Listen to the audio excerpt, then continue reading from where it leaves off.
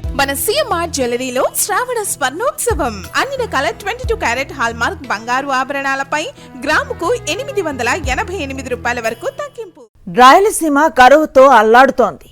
అన్నమయ్య జిల్లాలో 75% వర్షపాతం లోటుంది. సీమలో ప్రతి జిల్లాలోనూ దాదాపు 50% పైనే వర్షపాతం తక్కువగా ఉంది. కొన్ని జిల్లాల్లో ఇప్పటికీ 25% పంట సాగు కూడా చేయలేదు.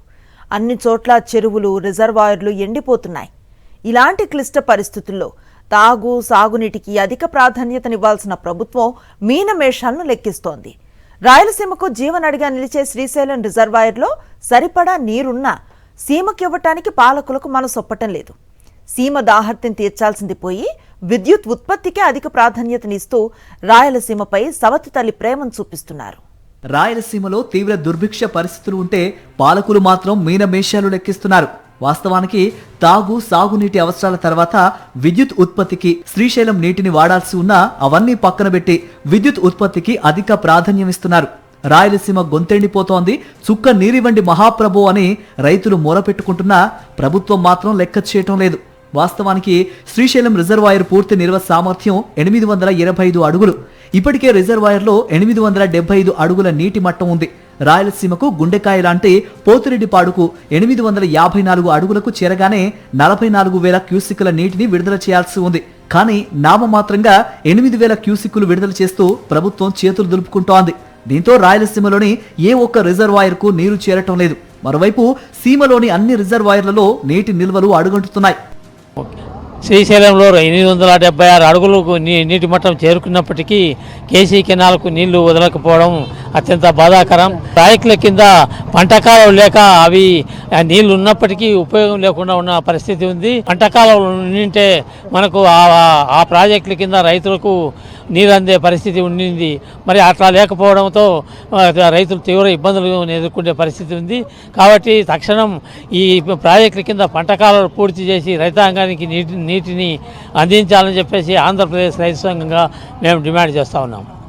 మరోవైపు తెలంగాణ ప్రాజెక్టులకు శ్రీశైలంలో 800 అడుగుల కనీస నీటి మట్టం ఉన్నప్పుడు నీటిని తోడుకుంటున్న పరిస్థితులు ఉన్నాయి.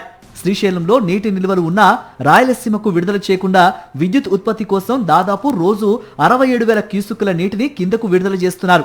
దీంతో రైతులు తాగు, సాగునీటి అవసరాలను ఫలంగా పెట్టి విద్యుత్ ఉత్పత్తి చేయటం ఎంతవరకు సమంజసమని ప్రశ్నిస్తున్నారు. రాష్ట్రంలోని అన్ని జిల్లాలతో పాటు మన అందులో రాయలసీమలో కడప జిల్లా పూర్తి కరువు ప్రాంతం కాబట్టి జిల్లాను కరువు జిల్లా ప్రకటించి జిల్లాలోని రైతులందరినీ ఆదుకోవాలి. కేసీ కెనాల్ పరిధిలోని పొలాలకు శ్రీశైలంలో 854 పైబడి నీళ్లు ఉన్నాయి కాబట్టి వెంటనే నీళ్లను వదిలి కేసీ కెనాల్ సాగు రైతులను అయినా ఆదుకోవాలని డిమాండ్ చేస్తూ ఉన్నాం. వాస్తవానికి శ్రీశైలం నుంచి పోతిరెడ్డిపాడుకు ఇప్పటికీ 8,000 క్యూసెక్కుల నీటిని విడుదల చేస్తున్నారు. ఆ నీరు గోరకలు రిజర్వాయర్ నింపడానికి కూడా సరిపోవటం లేదు. అక్కడి నుంచి అవుకు రిజర్వాయర్కు నీరు రావటం లేదు. ఫలితంగా అవుకు కింది వైపున్న గండికోటతో పాటు తెలుగుగంగ రిజర్వాయర్లు, బ్రహ్మం సాగర్, చిత్రావతి వంటి రిజర్వాయర్లన్నీ వెలవెలబోతున్నాయి.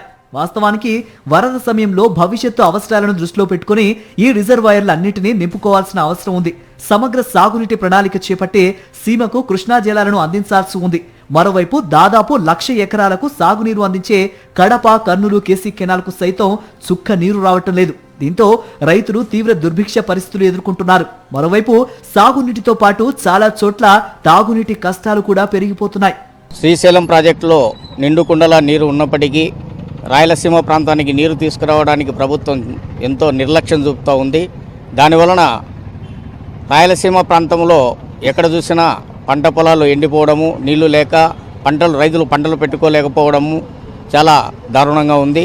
పంట పొలాలు బీడు భూముల్లో కనిపిస్తున్నాయి. కడప జిల్లాలో ఎక్కువగా ఈ సమస్య దాపురించింది.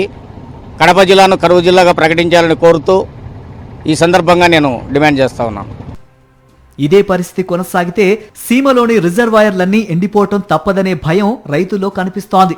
రాయలసీమకు చెందిన రైతులు ఎన్నిసార్లు మొరబెట్టుకున్నా ప్రభుత్వం మాత్రం పోతిరెడ్డిపాడుకు నీటిని విడుదల చేయటం లేదు. ఇప్పటికైనా విద్యుత్ ఉత్పత్తిని నిలిపివేసి వెంటనే పోతిరెడ్డిపాడు ద్వారా సీమ రిజర్వాయర్లకు నీటిని విడుదల చేయాలని రైతులు డిమాండ్ చేస్తున్నారు.